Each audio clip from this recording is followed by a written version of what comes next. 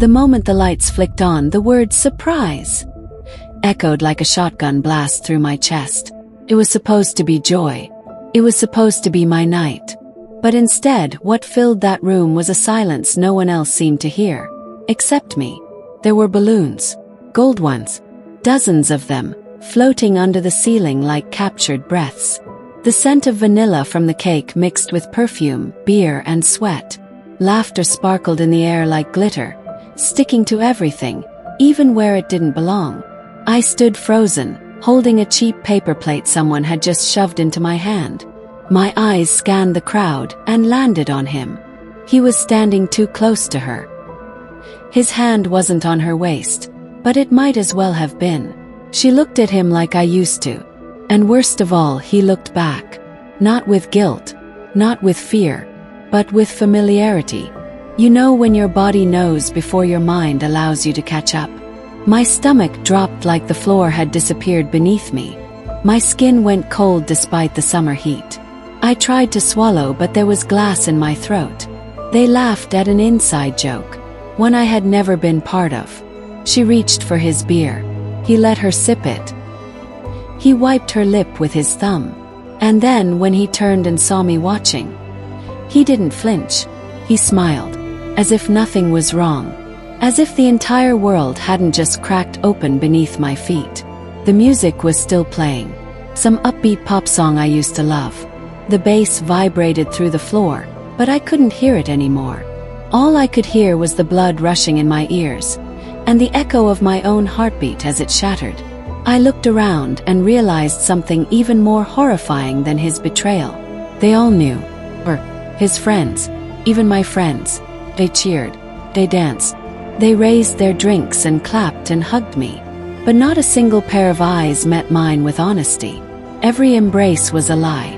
Every smile. Betrayal dressed in confetti. I stood in the center of the room, the surprise at my own surprise party. But the only real surprise was me. How long had I been the punchline? How long had they been rehearsing this scene, choreographing this cruel theater of celebration? I clutched the plate tighter until it bent in half. The cake slid off and landed on the floor with a muffled thud. No one noticed. No one cared.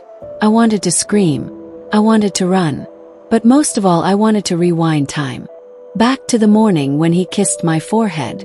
Back to the moments when I still believed he loved me. Instead, I smiled back. I don't know why. Maybe because falling apart in front of them would have been the last gift I gave him. And I had nothing left to give. The candles on the cake flickered in front of me, melting slow. Somebody said, "Make a wish." And I did. I wished I'd never met him. But the real question burning beneath my ribs, the one that would haunt me long after the guests had left, was this. How do you rebuild a heart that was broken by the very hands that once promised to protect it? Before everything fell apart, I used to believe we were the kind of couple people wrote stories about. Quiet kind. The steady kind. The kind that didn't need to shout their love across rooftops. Because it was written in glances, in small routines, in the way our hands always found each other in the dark. Mornings were our favorite. He'd bring me coffee, 2 sugars, oat milk. We'd lie in bed, legs tangled, scrolling through our phones but always touching. His thumb would trace the edge of my knee absent-mindedly, like my skin was home. He once told me he dreamed of growing old with me, that I was his soft place to land. And I believed him. We cooked together, badly. Burnt rice, oversalted pasta, takeout after failed attempts. But it didn't matter. We laughed through it. We danced in the kitchen with bare feet and messy hair and the smell of garlic in the air. Weekends were sacred. Lazy drives with no destination. Movie marathons under a mountain of blankets. Our favorite, rainy Sundays. He'd read while I wrote, his foot resting against mine under the blanket. Just enough contact to say I'm here. We planned a trip to Italy. I made Pinterest boards, saved albums, researched wineries in Tuscany. He bought me a guidebook and scribbled hearts in the margins. We never went. Looking back now, the cracks were there. Hairline fractures. The way he started keeping his phone face down. How he suddenly got busy during the nights we always used to spend together. He became distant in quiet ways. But I dismissed it. I blamed stress, work, his mood, Mercury in retrograde, anything but what my gut was trying to tell me. There was this one evening, it seared into me. I'd come home early. His coat was by the door, but he wasn't in the living room. I found him in the bedroom, standing too close to his phone, screen glowing. He flinched when I walked in, turned it off too fast, said he was just texting a colleague, smiled, said okay, walked away. But I remember the way his voice trembled. Barely, but enough, like a wire pulled too tight. I gaslit myself before he ever had to. Told myself not to be paranoid. That love meant trust. That I owed him the benefit of the doubt. I didn't know then that doubt is the quiet cancer of love. That it grows in places where truth used to live. That you can be in the same room, the same bed, share a future with someone, and still be utterly alone. There were still beautiful moments. He kissed me goodnight every night. He laughed at my jokes. He posted pictures of us with captions like, "Lucky guy." And maybe that was the cruelest part. He made me feel safe, even when he'd already started to unlock the back door. Even when the storm was already on its way. Love didn't die all at once. Died like a candle, flicker by flicker.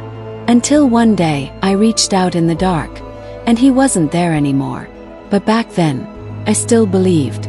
I still whispered "I love you" into the quiet, thinking he meant it when he said it back. I still pictured wedding dresses and dog names and future Christmases with our kids. I didn't know I was living in a story that had already ended. He just hadn't told me yet. And I wonder now, was he already in love with her, while he was planning a future with me? Started with the silence. Not the peaceful kind, the charged, humming kind. The kind that makes the hair on the back of your neck rise. The kind that tells you something is wrong before the words ever come. He was checking his phone more often, smiling at it sometimes. A half smile, private and small, like a secret blooming in his palm. I used to be the reason for those smiles. One night he was in the shower. I saw his phone light up. Message. Just a name. Eva. No emoji. Can't stop thinking about earlier. My heart didn't even beat. Just paused. I stared at the screen like it would change if I looked hard enough. Like maybe I had misunderstood. Like maybe earlier was a work meeting or a song or a completely innocent memory. But deep down I knew. I didn't open it. Couldn't. Instead, I backed away from the phone like it was a weapon. That night, I lay beside him, pretending to be asleep while his fingers danced across the screen again. The glow of the phone cast long shadows on the wall. And every tap of the keys was another crack forming in the foundation I thought we'd built. Still I said nothing, because saying it out loud would make it real. And I wasn't ready. I started noticing more. He changed his cologne. He began going to the gym again without me. His playlist suddenly had songs we never listened to. One of them said, "She's not yours, but she lingers like smoke." I asked him once, "Do you still love me?" He looked up from his laptop, blinked, smiled. "Of course I do, babe." But the smile didn't reach his eyes. And he didn't touch me that night. I tried to push it down. Tried to outrun it with dinners, kisses, plans. But you can't outrun a storm that's already inside your house. Then one afternoon I came home early again. He was in the kitchen. He didn't hear me walk in. He was on the phone, laughing. And he said her name. Not as a stranger, not as a colleague, but as someone he missed, someone he wanted. Froze, like prey. Like maybe if I didn't move, the pain wouldn't find me. He saw me. And in that split second, his expression flickered. Not guilt, but annoyance. Like I had caught him at a bad time. Like I was the inconvenience. I left without a word. Got in my car. Drove aimlessly. My hands were shaking. I don't even remember breathing. The truth wasn't a bomb. It was a slow leak, poisoning the air one breath at a time. And now it was everywhere. In the way he said good night without kissing me. In the way he never looked up when I walked in the room. In the way Ava had become a shadow between us. I didn't need proof. I was the proof.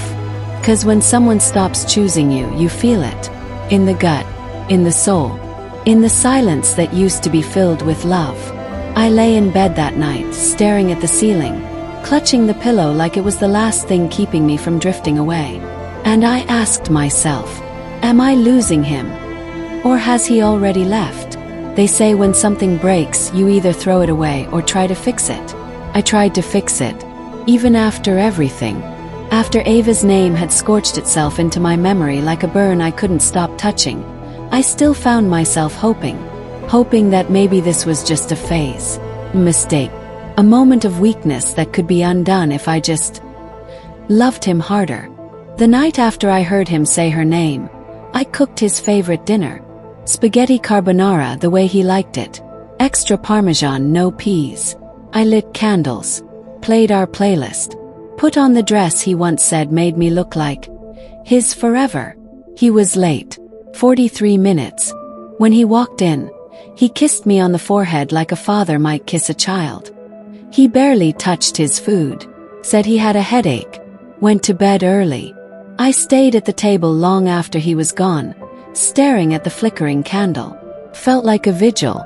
The next morning I asked him. Not about her, about us. Are we okay? He looked tired. Why wouldn't we be? Shrugged. You've been different. He sighed. Said work was killing him. Said he was just exhausted. Then he pulled me in for a hug that felt like charity. Performance. But I clung to it anyway. Because it was easier to hold a lie than let go of what I believed was love. Days turned into weeks. Found myself shrinking. Tiptoeing around him. Overcompensating for something I hadn't broken. I bought tickets to that indie band he loved. He canceled last minute. Said he had a work dinner. I knew better. But I smiled.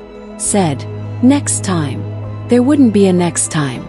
Sometimes I'd catch myself staring at his face while he scrolled through his phone, trying to find the man I used to know beneath that expressionless mask. He still laughed, but never with me. He still smiled, but not the smile he used to save just for me. One night, I woke up at 2 a.m. The bed was empty. I walked into the living room. He was on the couch, phone in hand, face lit up with a warmth I hadn't seen in months. He didn't see me watching. He whispered her name again. Not the way you say someone's name in passing. He said it like a promise, like a prayer. The next morning he acted normal. Kissed my cheek.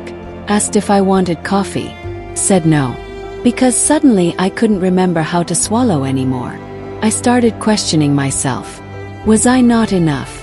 Did I stop being interesting, beautiful, desirable? Had I pushed him away somehow, made him lonely? The guilt clung to me like wet clothes. But there was a moment, crack of clarity.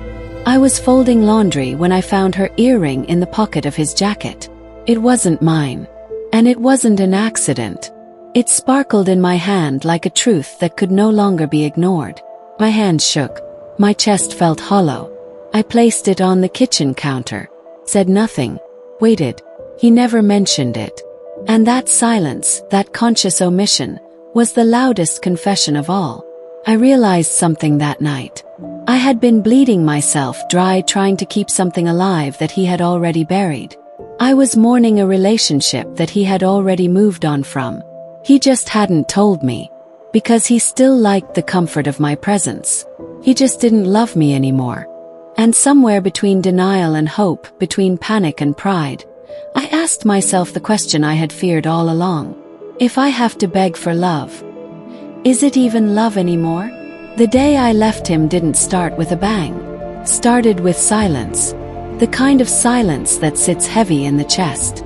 The kind that makes the air feel thick like you have to wade through it just to breathe. I remember watching him that morning.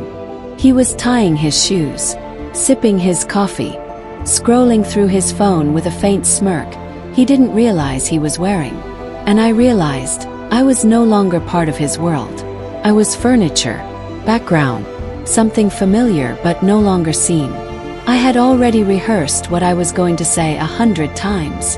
In the shower, in the car, lying awake next to him, staring at the ceiling, begging myself to be brave. But when the moment came, it didn't sound like a monologue. Sounded like a whisper. I can't do this anymore. He looked up slowly, blinking, as if I'd just said something in a language he no longer spoke. What? I swallowed the lump in my throat. I wasn't going to cry. Not this time. I know about her. I've known for a while. You didn't even try to hide it. He stood up, defenses rising. You're being dramatic. Classic. Predictable. I didn't scream. Didn't throw things. Didn't demand explanations. Because when someone tears your heart out slowly, day after day, the final cut doesn't shock you.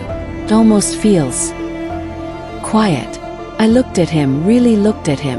The man I had once imagined walking down the aisle with. The man I had imagined naming children with. And all I saw was a stranger wearing the face of someone I used to love. I'm leaving, I said. He scoffed. Where are you even going to go? Smiled. 'Cause I had no answer. And yet, I had never been more certain. Packed a single bag. My hands were steady. My heart not so much. It pounded like a war drum, but I kept moving. He didn't stop me. He watched me zip the suitcase. Watched me pick up the spare key from the table and lay it down in front of him like an offering. Was any of it real? I asked, my voice cracking for the first time. There it was, the emotion. The part of me that still wanted something. An apology. Truth. Final thread to hold on to. But all he said was, "You're overreacting." That was his last gift to me. The final slap. Indifference. I walked out the door. It was raining. Course it was.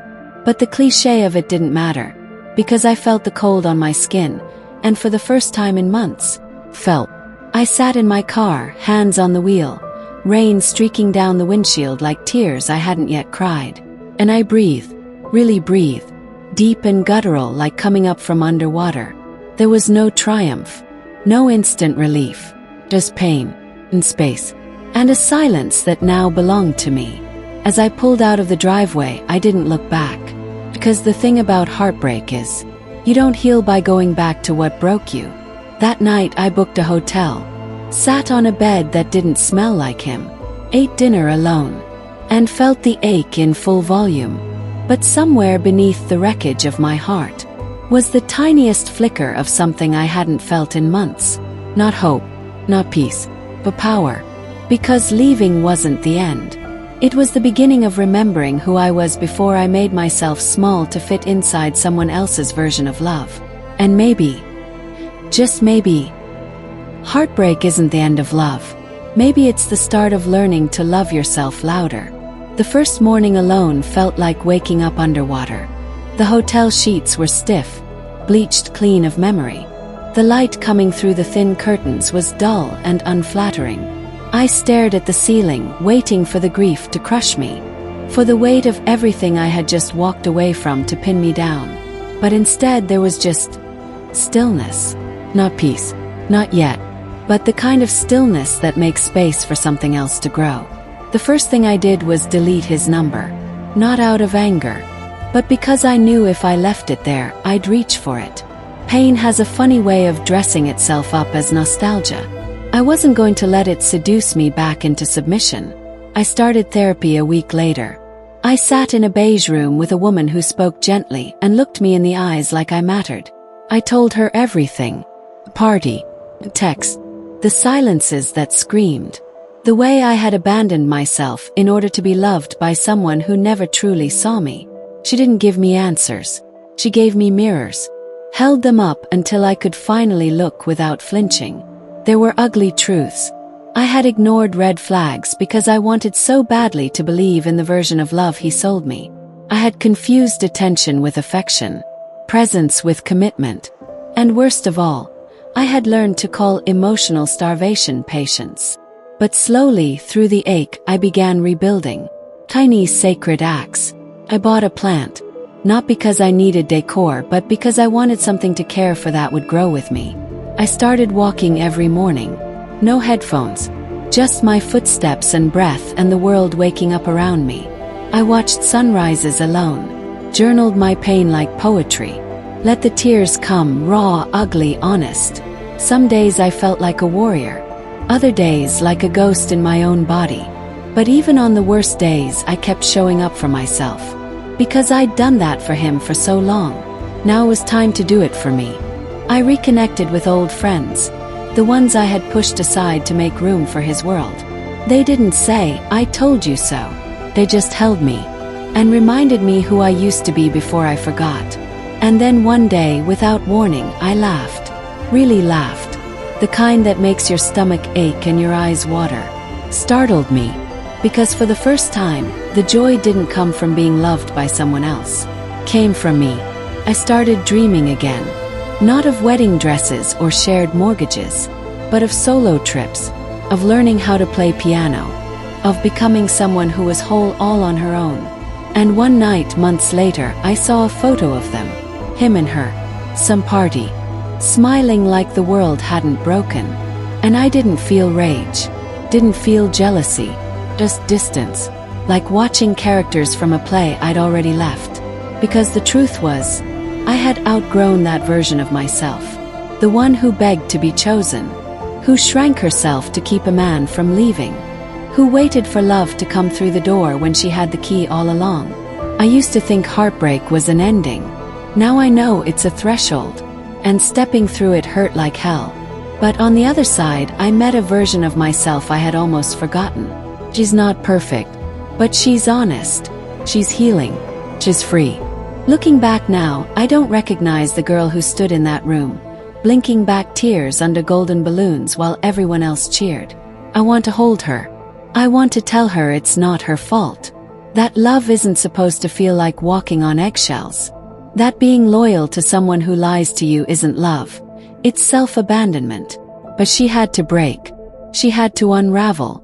Because some truths only rise through the ashes. Here's what I know now. You don't heal by finding someone new. You heal by finally meeting yourself. In the quiet. In the grief. In the long nights where you feel like you're unraveling. Because beneath every heartbreak is a buried self waiting to come back to life. People asked me later, would you ever take him back if he apologized? And I used to think forgiveness was the same as reconciliation. But now I understand. Forgiving someone doesn't mean inviting them back into the home they helped destroy. Sometimes, forgiveness is closing the door softly, for good. He never did apologize. Not really. There was a half-hearted message months later. Something like, "Hope you're good." I didn't reply. Not out of anger. But because there was nothing left to say. Somewhere along the way, I stopped needing closure from him. Because I gave it to myself. Closure came when I stopped replaying the party in my head. When I stopped wondering if she was prettier, smarter, better. When I stopped asking what I lacked. And started remembering what I deserve. I learned that love isn't supposed to be earned through suffering. It's not a test or a prize or something that gets handed to the person who waits the longest. It's a reflection of how deeply you value yourself. And when someone betrays that, when they look you in the eyes and still choose to lie, you owe it to your soul to walk away. Even if your legs are trembling, even if your heart is shattered. Because no matter how much you love someone, if they make you doubt your worth, if they make you question your reality, if they throw you a party to cover up their guilt, that isn't love. That's manipulation in a prettier dress. So here I am, not healed, but healing, not whole, but real. And for the first time in a long time, I feel something stronger than heartbreak. Feel clarity. Now I laugh louder, sleep deeper, cry without shame, love without asking for permission.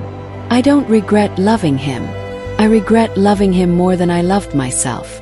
But even that was a lesson, one I had to live to finally understand. So I'll leave you with this. We all want to believe the people we love would never hurt us. But sometimes, they do. And when they do it with a smile, when they do it while holding your hand, changes you. But maybe that change isn't the end. Maybe it's the becoming. So I ask you now, the same way I asked myself on the night I walked away. Would you forgive someone who broke your heart while looking you straight in the eyes?